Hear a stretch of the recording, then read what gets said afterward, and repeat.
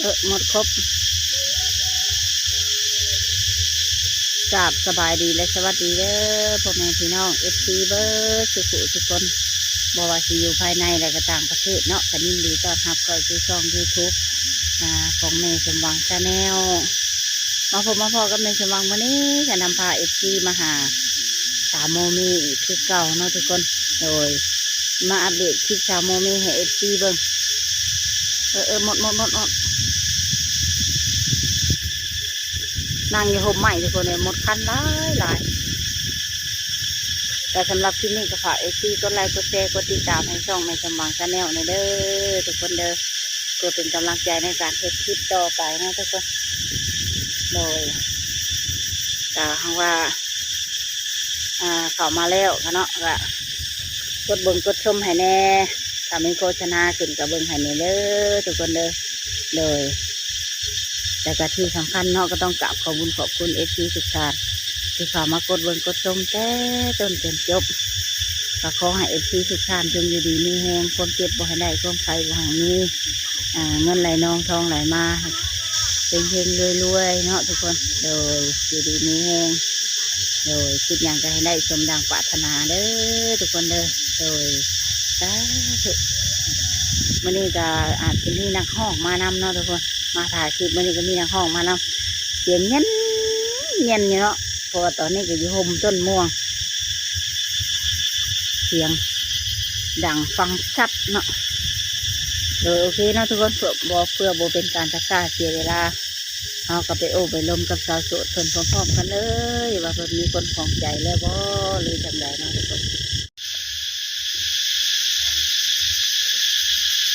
นี่ก็พาFCมาหาสามโมยนะทุกคนโอ้เสียงจักจันห้องแซวอยู่ไปติดอยู่บ่สามโมจักอะทำบุปผโดยสบายดีเด้อสามโมโดยสบายไม่ได้ก็มาหาสามโมอีกโอ้มีทางไปอยู่มันไม่จะมาก็รอถ่าหับFCว่าสิมาลิ่นก็เลยไม่ได้ไปถ่ายคลิปทางใดรอถ่าเพิ่นวันนี้รอไปรอมาเราขามมาได้เพิ่นนะอันเกิดแผ่นดินไหวอันเมื่อวานนี่เลยเลยกับเพิ่นก็บอกให้ขามด้านว่ะตอนนี้เพิ่นก็ยังพักอยู่มุกดาหารกระเช้ามือเพิ่นมาเพิ่นเลยเนาะตัวเพิ่นก็ว่าสิมาลินน้ำสาวโมมีแน่เพิ่นน่ะเลยก็มาลินน้ำสาวคนอื่นๆแน่แต่ว่าเพิ่นก็ยังไม่ทันได้จีบใครดอกแต่ว่าอยากมาหาลินซื่อหาลินก่อนเป็นในได้สร้างจิตใจตอนใครแน่ขึ้นแห้งกว่าเก่าแล้วบ่แม่ถ่ายคลิปกันเรื่อยเลยเนาะเลยยังสิถ่ายต่ออยู่บ่หรือว่ายุดแต่ตอนนี้มันก็คือเป็นคลิปสุดท้ายเป็นคลิปสุดท้ายวะเลยตอนนี้ยังอัปเดตสุดท้ายอีกแบบตาใจช่วงนี้เนี่ยอยากพักเบรกก่อนนะเนาะเลยอยากยึดไปก่อนทุกคนเลยFCทานใดเบิ้งเขามาเบิ้งเด้อเนาะมันเป็นอะไรคือว่าอยากยึดก่อนเนี่ยมันคอมเมนต์บดีบ่หรือว่าจังไดบ่กับบริอันนั้นดอกเดี๋ยวบริอันนั้นน้ำคอมเมนต์ดอกแต่ว่าตัวเองนี่แหละแต่ว่าบ่อย่างลงลายกันใดแต่ว่าลงลายเหมือนกันคำเว้าอย่างเว้าลายแนวไปเขาก็เลยบ่อยากขอลงลายหรือว่ามีคนคุยมีคนสิติดใจแล้วบ่เนาะหรือว่าได้ล่ะยังเหมาะเดี๋ยวจะล้มไปยังไม่ทันว่าเรื่องถามเรื่องให้คุณบอกว่าจิตใจยังบอกไม่ทันได้บอกคนคุณดอกอ๋อนี่แต่อยากยุดเองซื่อๆนะเนาะโมมีใครบังคับอย่ามามีเสียเลี้ยงอายุจะก่อนเด้อใช่โมเมนต์เนาะได้แล้วบอกอะไรคนคุยคนอย่างคนโอคนลมนี่อยู่บอกกับที่ว่าแล้วก็มีอยู่แต่ว่าตัวเองนี่แหละบ่ได้ขอได้ต่อเพิ่นเนี่ยก็ย่านเพิ่นเว้าอยู่อ่ะอันผมมีเวลาอันนี้เราบ่จนเราบ่ได้ต่อแบบล้นต่อบางเทื่อค่ะเขาเพิ่นบ่ได้ตั้งต่อแต่ว่าตั้งลิงโทรศัพท์นะคะก็จนได้เสร็จบอกเพิ่นแต่ว่าบางเทื่อเขาได้ว่างไปต่อไปเขาก็ไปตอบปุ๊บแล้วก็จนหน่อยนึง ไปกวยลูกนะ แต่บ่ได้มาตอบเพิ่นมันเดี๋ยวก็เห็นเพิ่นแชทมาคือมาตอบแล้วหายไปแล้วก็มาตอบอีกแล้วก็หายไปหยังน่ะก็เลยบอกเพิ่นว่าเฮาเอาลูกนอนอยู่เด้อเฮาอันเห็นอันนั้นอันนี้อยู่เลยยันเพิ่นบ่เข้าใจแบบเฮาบ่ว่างคือเช้าโสด100%นะเนาะโดยแต่ก็ยันเพิ่นบ่เข้าใจนะแต่ก็ครอบเพิ่นอยู่แม่นก็ครอบว่าเกรงใจเพิ่นนะเนาะโดยแต่ละมื้อนี่เฮ็ดเวียกงานหยังจ้ะนอกจากเอาลูกแล้วก็มื้อเฮ็ดของกินบ่ฮะเฮ็ดของกินกับข้าวหยังนี่บ่แม่นมื้อวันผิดก็อาจกินได้ผัดเครื่องอันแบบว่าเป็นย่างเป็นแบบเครื่องเลยเป็นสุกวันผิดบางเทื่อก็บ่ได้ซักบางเทื่อเชื่อแล้วก็ตามอารมณ์เพิ่นดุแล้วก็เพิ่นก็ปั้นเองแบบว่าพอเป็นเสื้อผ้าพนักงานเพิ่นคือแบบเพิ่นก็ที่ว่าพ้นที่จ้างเฮาก็มีหน้าที่การงานเฮ็ดดีเติบนะเสื้อผ้าเพิ่นมีแต่สีขาวเป็นการค่ะอยู่ไกลบ่แถวบ้านแต่ว่าเพิ่นไปเฮ็ดงานสวรรค์แบบจะเฮ็ดงานนำบริษัทแต่ว่าเพิ่นอยู่ออฟฟิศหยังแบบนี้นะที่เพิ่นจ้างก็แบบเพิ่นเคยจ้างแบบนึงมากับแบบนึงมากับความไว้ใจอย่างนึงนั่นแหละแต่เฮาเห็นยังในกระเป๋าเครื่องเพิ่นเฮาก็บ่ได้เอานะเห็นเงินเห็นคำก็บ่ได้เอาแม่นแล้วก็เลยเพิ่นก็เลยจ้างมาเลยก็นึงมาก็เพิ่นบ่ได้คิดว่าจ้างเขาเลยว่าเพิ่นสิว่าคนลืมเคยกันแบบต้นแบบว่าลูกเฮาขนาดแบบถ้าบางเทื่อเฮาก็บ่ได้ขออยากเอาดอกแบบเฮาไปหานั่นหานี่มาเฮาก็แบ่งก็หายคันเฮาได้เฮาอยู่กินหลายนะชักมือบ่หรือชักเครื่องชักมือโอ้แบบคือว่าจังได๋ชักมือแบบว่า1มาเลยแต่ว่าเพิ่นก็มีอยู่แล้วมีถูกเฮือนหั่นน่ะเครื่องซักผ้าแต่ว่าที่เพิ่นจ้างก็จ้างย้อนว่าจ้างเป็นโตบ่หรือจ้างแบบยกเบิดเลยแบบเบิดกระชามนี่20,000 50,000แบบนี้บ่หรือว่าโตนึง5,000 6,000แบบนี้บ่ได้ว่าไล่เป็นแบบนั้นแบบก็สิว่าแล้วแต่เพิ่นสิให้บ่แม่นเจ้าก็บ่ได้เว้าเอาแล้วตามใจเพิ่นสิให้แบบเครื่องเพิ่นก็บ่ได้หลายแบบเสื้อผ้าที่ว่าเพิ่นจ้างมันทั้งเบิดเครื่องทางงานตัวนี้แต่6โตเป็นสีขาวนะมี6โตเท่านั้นแล้วก็บางมื้อก็ได้สักเบิด6โตบางมื้อก็บ่ฮอด6โตแบบถ้าเพิ่นเฮ็ดไปเฮ็ดอย่างแหน่ขาดแหน่เอาบ่ได้สักเบิดแบบนี้นะทิศนึงเลยไปสักเทื่อนึงบ่ไม่ยิงบ่หรือผู้ชายคือก็แบบว่าเขาแบบก็คือว่าเลยเพิ่นก็เฮ็ดเรียกนึงมากก็บ่อยากเขาอาจสิเคยแต่ว่าบ่เคยสักเครื่องมานั่นนะเขาก็เลยบ่ค่อยสักแต่เก่าเขาก็เลยคิดว่าเขาบริการเขาจะก่อนเราที่บริการจริงๆนะ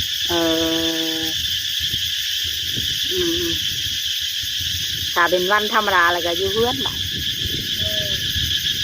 ยู่เฮือนเฮ็ดเรียกงานธรรมดานี่แหละ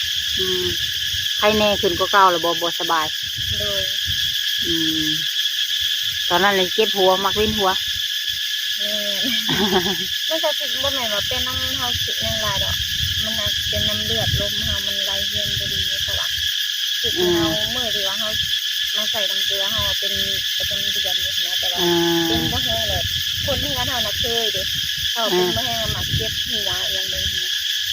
เป็นมาแต่แม่เฮาก็เราเคยเป็นนั่นล่ะอาจสิเป็นคือกันกับเราแต่ว่าถ้ากินน้ำต้มยังดุก็คือสิบ่ขอเต็มแล้วว่าแต่ว่าเฮาเพิ่นเฮามักกินน้ำเย็นทั้งร้อนทั้งกินนะเฮาว่าบ่มักแห้งน้ำอุ่น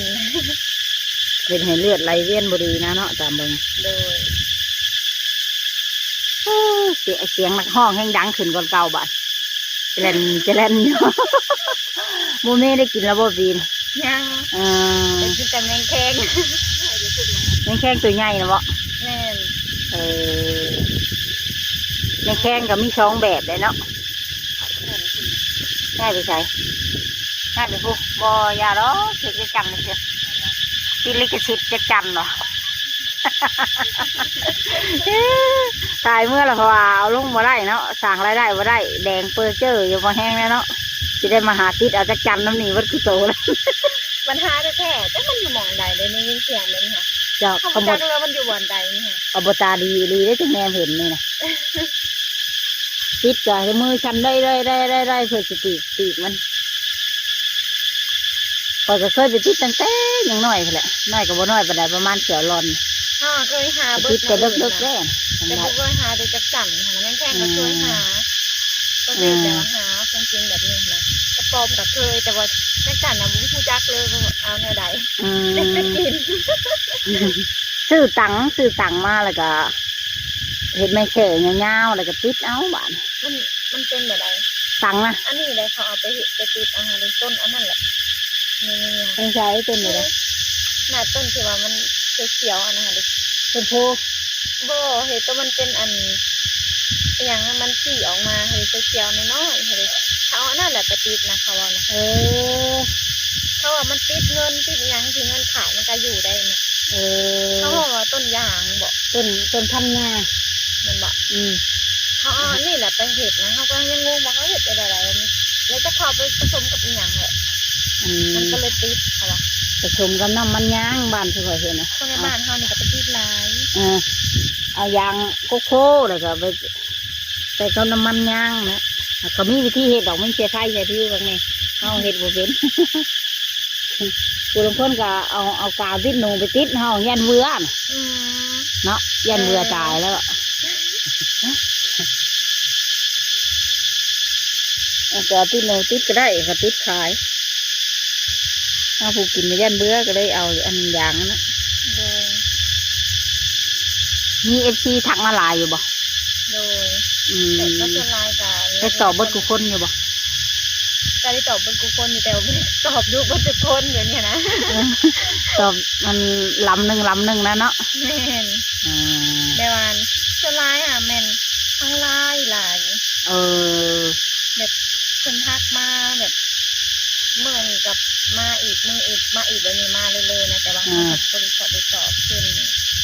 ก็คิดว่าจะได้จะไหนเพราะว่า แต่บางคนเพิ่นก็เว้าได้ว่าอันโบแมนว่าเสร็จมาแล้วแบบสิบังคับให้เจ้าคุยบ่ได้ว่าเป็นหยังแบบนี้แต่ว่าบางคนก็สิบ่เข้าใจคือว่าอะไรปะถ้าว่าว่ามีคนคุยร้ายจนมันจะร้ายใจได้นั่นแนวนี้นะ ก็บ่จักสิว่าจังใดเนาะ แม่น เพราะว่า FC เพิ่นก็ทักมาหลายฮะก็ต้องตอบให้เพิ่นทั่วถึงเนาะตอบผู้หนึงแล้วบัดยังผู้หนึงบางทีเวลามันน้อยเนาะน้อยและเฮาผัดอันมีลูกน้อยแน่แม่น บัดเดี๋ยวเอาลูกแน่บัดเดี๋ยวเฮ็ดกินแน่ เฮาบัดคิดว่า มื้อหนึงอ่ะคือไวสำหรับเฮาตอนที่เฮาอยู่เฮือน มีเวียกหลาย ต่างกันได้กับตอนที่เฮาไปเฮ็ดเวียกอยู่โรงงานตอนเฮ็ดเวียกอยู่โรงงานน่ะเที่ยวนั้นจะโมงคือนานค่ำแล้วอ่ะปานเลยสิเลิกเวียกแล้วให้อยู่โอทีอีกให้นานเลิกเปิดยอด6 โมงอ่ะแต่ตอนอยู่เฮือนน่ะข้าวเดียวแป๊บเดียวนึงตื่นมา1ข้าวเฮ็ดกินแล้วคือว่าก็ผิดตาไปเรียนค่ำเอาว่าสิแสโทรศัพท์ก็บ่ทันได้ตัวซ้ำอันน่ะค่ำเลยจะต่อไปมาก็ไปก็มานี่แห้งหึงอีกแล้วเนาะจะตอบผู้นั้นผู้นี้เนี่ยเห็นใจสาวโมเมเพิ่นเด้อทุกคนเลยโมเมเพิ่นคือองค์ที่คุยเนาะโทรศัพท์เนี่ยพอเพียงแต่ได้แวะมาซื่อๆเห็นเรียกอย่างอื่นหลายกว่าสิไปหารับจ้างซักเสื้อผ้าพอได้เงินมาซื้อเขาซื้อน้ำให้ลูกอีกเนาะก็บริเวณนั้นดอกเนาะถ้าเป็นเงินเก็บเขาเนาะแต่ละเทียนนะได้นะลายซิลเมน250,000เขียนเขาไปถักเขียนอันนี้ก็บ่แม่นว่าเพิ่นหายตามคือหลังกับปกติมันก็คือบ่ได้ฮอดพุ่นเนาะหา6 ตัวเพิ่นว่าเห็นแบบเขาไปถักให้ตลอดกับแบบก็สิว่าแล้วก็แบบรุ่นเคยกันแน่นั่นแหละเพิ่นก็บ่ได้ถือว่าเฮาไปจ้างอีหยังนะแบบเพิ่นหายนั่นหายนี่ปกติแบบว่าไปหันไปนี่กาเพิ่นก็ซอยนะเพิ่นเป็นคนไทยในเมืองแล้วมาอยู่หาชายอยู่นี่บ่แม่นเพิ่นน่ะเป็นคนอยู่ชาวบ้านนี้บ้านมาอยู่นอกพี่เนาะแม่นมาอยู่นี่นะที่ว่าแล้วก็บ่แม่นเป็นเฮือนดอกเพิ่นมาเช่าอยู่เพิ่นมาเฮ็ดงานแบบที่ว่าแล้วก็เฮ็ดเวียกเกี่ยวกับธนาคารนี่บ่โสดบ่เพิ่นก็แต่งงานแล้วแต่ว่าที่ว่าแล้วก็เพิ่นแต่ก่อนน่ะเป็นเฮ็ดอยู่ชาวบ้านแล้วทำงานเพิ่นมาอยู่ธนาคารอยู่ซิโนแบบนี้แต่ก็เลยเรื่องกันมาแล้วก็เพิ่นก็จ้างเลยอย่างนี้แต่ก่อนทางก็ว่าหยอกซื่อๆนะบริคิดว่าซื้อเรื่องกันจนแบบว่าเป็นนิดปานี่นะเนาะแบบว่าเห็นเราอันมาอยู่อะไรแบบเขาก็ไม่เคยเห็นแบบคนแบบว่าอยู่ธนาคารก็คือมาอยู่แห่งแบบ แถวอันมาอยู่แถวบ้านเฮามาเลี้ยงเคยเป็นแถวบ้านนั่นก็เลยว่า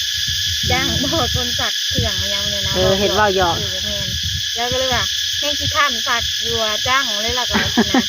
แต่แข่งสักขาก็มีดอกแต่ว่าแหวกสักแล้วแต่เราก็บ่ได้คือให้สั่งตัวเครื่องครัวเราให้สักตัวเครื่องเราเลยตัวเครื่องครัวเราก็สักเองแบบบ่แม่นเราสักครัวเราแหละสักเองเราก็เลยแบบว่าเป็นยังจะพูดบ่จ้างครัวเจ้าบ่แล้วสิแลตั้งจะจ้างเจ้าแล้วสรุปแล้วตอนนี้มีคนของใจหรือบ่จ๊ะยังอยู่เนาะโดยมันเป็นอะไรแบบบ่มีผู้แบบท่านได้จีบเฮาแบบจูบเจ้าเฮาหันบ่แม่นแต่ว่าท่านได้อันนี้รอกับตัวเองนี่กับว่าท่านได้นึ่งมาน่ะได้ล้มได้คุยได้ต่อเพิ่นอยู่ได้ล้มโทรศัพท์นำยังบ่ทันได้ล้มน้ำเบิดได้แต่บางคนเพิ่นก็แคบมาเอาแบบเพิ่นก็ว่ามันโดนไปจังสิโทรอ่ะตอนนี้ก็ยังอยากลองล้มกันไปจนก่อนเพิ่นว่าน่ะติต้องว่าถ้าเฮาว่างกับเวลาตรงกันก็โทรมาได้บางเทื่อหั่นนะเฮายังข่าวคนที่เพิ่นอยู่ต่างประเทศนะเพิ่นน่ะโทรมาตอนที่เพิ่นว่างเฮาเพิ่นบ่ว่างเพิ่นเขาบัดนี้บ่แล้วแหละว่าตอนเฮาโทรไปเพิ่นว่านอนสินอนแล้วอันอย่างนั้นเฮาว่างเฮาเฮ็ดที่นั่งแล้วเฮามาโทรหาเพิ่นคืนนะเพิ่นว่าบ่ว่างซ้ำมันเป็นพลาดกันนี่ตลอดเนาะแม่นก็เลยแบบบ่ได้ล้มนำโทรศัพท์กันเลยมีแต่ได้แชทเอามีบ่หนุ่มเมืองนอกโทรมาลิ้นแล้วบ่ก็ส่วนใหญ่ก็เห็นแต่ผู้เดียวหั่นแหละอยู่เขตนอกก็หันกันนี่เพิ่นอยู่ทางใต้เพิ่นก็ว่าสิมาลิ้นมาเอาอยู่บ่ยังบ่เว้าบ่มีแต่เพิ่นลองล้มเบิ่งเพิ่นก็ว่าถ้าไปกันได้เป็นไปได้ก็กลับบ้านก็จึงว่ากันแม่นเพิ่นไปอยู่พุ่นแต่ดนนะเนาะโดยหักลมเป็นภาษาลาวนี่แหละวะแม่นอย่าว่า Good morning อีหยังว่าสิเขียนมาเลยบ่จักเลยมึนตึ๊บเลยเนาะมึนตึ๊บกันโอเคก็ไอเลิฟยูนี่จักอยู่เนาะเพราะไรเนาะใกล้หันแม่นแล้วเลยจักคุณหน่อยยังโมโหเจ้าก็เข่าเฮียนอยู่เลยเนาะโดยห้องใดเขาลืมเลยแต่ห้องมก็แสดงว่าอ่านได้เขียนเป็นเรียบร้อยเนาะโดยสำหรับภาษาลาวเขาภาษาไทยก็พอได้อยู่บ่ได้ถามภาษาไทยได้จุดภาษาไทยเลยจุดแปลแปลงชีวิตมึนอันFC บางท่านก็ว่าคนลาวแท้ๆว่าภาษาไทยกับบริเฮียนเป็นยังคือเป็นวะเพราะเขาได้เบิ่งโทรทัศน์เนาะตัวเองน้อยเนาะแม่นมันก็เลยเป็นในแต่ลูกคนนี้น้อยหาก็ได้หาปีว่าแต่ภาษาไทยเฮาส่วนลายนะว่าวบ่อยากกล้าว่าวจะพิมพ์นะพิมพ์เป็นเบิดอยู่แต่ว่าวบ่อยากกล้าว่าวภาษาไทยหันญาตินะว่าเฮาว่าวบ่ถือแล้วยังเพิ่นหัวขวัญเลยว่าแม่นว่าคือสิว่าวว่าเฮาก็เลยว่าวภาษาลาวก็เพิ่นเบิดเลยไม่ได้ทำหรอกเฮาว่าวภาษาลาวไปนี่เพิ่นเข้าใจอยู่บ่แบบถามเพิ่นซะก่อนนะว่าเฮาว่าวไปแล้วก็ถามเพิ่นว่าเข้าใจอยู่อย่างเบิ่งหั่นนะแต่ว่ามาเลยบางคนก็เคยมาเที่ยวแต่บ่ได้มาแถวเขตเฮาดอกแต่เคยมาเที่ยวลาวอยู่เพิ่นก็ว่าเข้าใจอยู่อันไหนบ่เข้าใจเลยจังถามคืนเฮาก็บ่อยากกล้าว่าภาษาไทยนะเฮาอายบัดนี้ บัดนี้สิบ่ได้สู่ถ่ายคลิปแล้วมีหยังอยากฝากถึง FC ที่เข้ามาใหม่อยู่บ่โอ้ยถ่ายมีแต่ว่าคันเด็กโอ้อยากล่มก็ทักไลน์มาเนาะโดยส่วนคลิปนี้สิบ่ได้ถ่ายเรื่อยแล้วบัดเนาะสิยุติซะก่อนเนาะโดยถ้าว่ามีงานมีหยังมามอบไว้จังถ่ายได้เนาะโดยเอาเป็นประมาณนี้ใช่ว่าลังเทื่อเพิ่นฝากเงินฝากคำมาให้ก็อยากมามอบอยากมาถ่ายแล้วว่าว่าเพื่อเมียนในสิเราอย่าว่าสิไปหาเงินหาคำฟังไทยหรือยังเนาะยังรอก่อนเลยมันกับนี้ยูผู้เที่ยวกับเที่ยวแบบว่ายันเอาไปเห็ดบัตรมันมีอยู่คนหนึ่งที่ว่าเที่ยวแต่เสร็จมาจบแบบว่าย่านเขาไปเห็ดบัตรอยากจะไปเห็ดบัตรแม่นไม่อยากให้จะไปแม่นเพิ่นน่ะอยู่ต่างประเทศแล้วเพิ่นย่านเขาไปเห็ดก่อนแล้วย่านเขาขาดไปหลินไปเที่ยวไปก่อนยังนะ แบบว่าเศษเตียไปเศษมายามอย่างเงี้ยนะยันเขาไปเห็ดบัตรแล้ว เป็นย่านเจ้าไปพ่อไฟแสงสีย่านไปพ่อผู้ใหม่ ก็เลยเที่ยวจอบอยู่นั่นแหละ เลย ว่าง่ายๆกับเพิ่นหวังดีต่อเฮาเนาะ แม่น เพิ่นบ่อยากให้เฮาไปเสเพบ่หรือว่าไง เลย ขึ้นไปต่างๆนานาแหละความคิดคนเฮา เลย แต่ก็มาลงอยู่ที่ความหวังดี แม่น คันเฮาไปจบดีนี่เพิ่นก็จะหายห่วงอยู่หรอก เอาเพิ่นย่านแบบย่านบ่ไว้ใจนะเนาะคนมักกันนี่มันห่วงไหน แม่นแหละรักๆคนก็เว้าแบบก็ที่บอกแนวดีหลายกว่าแหละคนที่เป็นเสร็จมากับทุกๆคนหรือว่าเป็นเสร็จมาคุยนำนี่แต่บอกอย่างดีแหละคนก็ว่า บอกสอนนะเนาะ แม่นผมก็บ่ได้ดียังดอกแต่ว่าเห็นเจ้าพ่อแต่เรื่องวันนี้ผ่านมาเบิ่งให้เจ้าพ่อซ้ำอีกยังนะเป็นว่า บ่อยากให้ร้อยแผลช้ำเก่าอีก แม่นเพื่อว่าจะเริ่มต้นใหม่นั่นบ่แม่นคอยกระยาแต่ว่าตอนนี้เจ้ายังบ่ทันใหม่กับอยากบอกแต่ยังมีดีเดี๋ยวบ่อยากให้เจ้าฮะคิดบังซ้ำอีกซ้ำแล้วก็บ่อยากให้ซ้ำอีกนะ เพิ่นก็บอกด้วยความหวังดีเพิ่นชงชาญในส่วนหลาย โดย FC ส่วนหลายที่คอมเมนต์เข้ามามีแต่ว่าชงชาญสาวโมเมประมาณนี้ ส่วนคอมเมนต์ที่ลบนะมีประมาณ2-3 คนเนี่ยมาคอมเมนต์ลบ โดย ๆก็คือว่าแหละหามบ่ได้เนาะก็มีผู้ดีผู้ชั่ว ความคิดคนเฮามันก็บ่คือกัน โดย ก็เป็นกำลังใจให้สาวโมเมเนาะสู้ๆต่อไป โดย ก่อนสิตัดสินใจคบใครก็เบิ่งให้ดีๆเด้ ก็ว่าเบิ่งดีอยู่หั่นแหละเต้ ไม่คิดในใจค่ะว่าเธอนี่จักวัน จักว่าคือสิว่า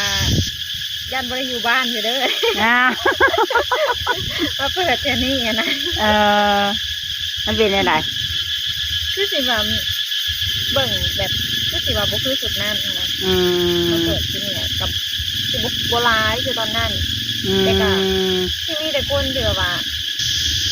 เบิ่งจังใดก็คือจังมีแต่คนแบบเข้ามาแบบหวังดีเบิดนั่นน่ะคือที่เข้ามาจุดนี้กับทุกคนเลยกับผู้แม่ล่ะโอ้ยว่าเกิดทุกคนผู้แม่ว่าจะล้มว่าทุกคนได้แต่ว่าว่าเรื่องว่าเพิ่นให้ความหวังดีนะ ทุกคนที่เข้ามามีแต่ล้วนบอกเฮาด้วยความห่วงใยความหวังดีนะเนาะ โดย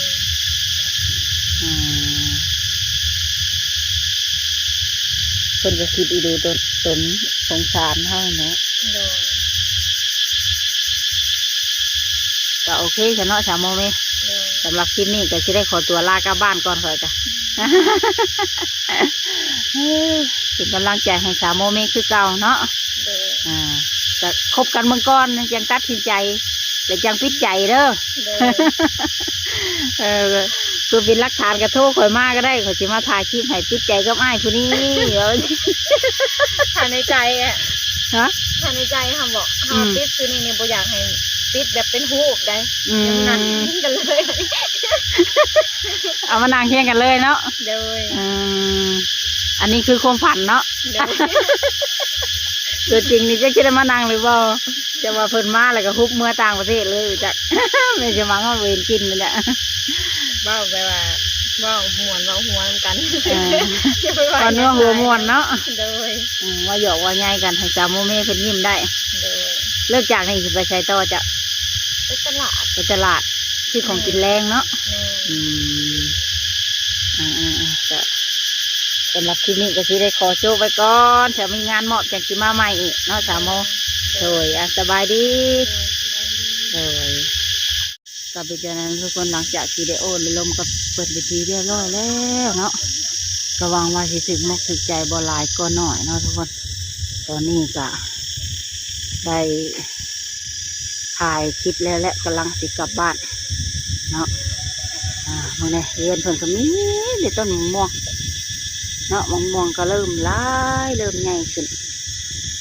สำหรับคลิปนี้ก็ถามว่าภาพใดเนื้อหาใดมันบริสุทธิ์ภาพเนาะทุกคนก็ต้องกราบขอโทษขออภัยหลายๆสำหรับคลิปนี้ก็มาฮอดหม้องนี้ก็จะได้ขอตัวลากลับบ้านก่อนก็ไว้พบพ่อกันใหม่ในคลิปหน้าเนาะทุกคนสำหรับคลิปนี้ก็จะได้กล่าวคำว่าสบายดีบ๊ายบาย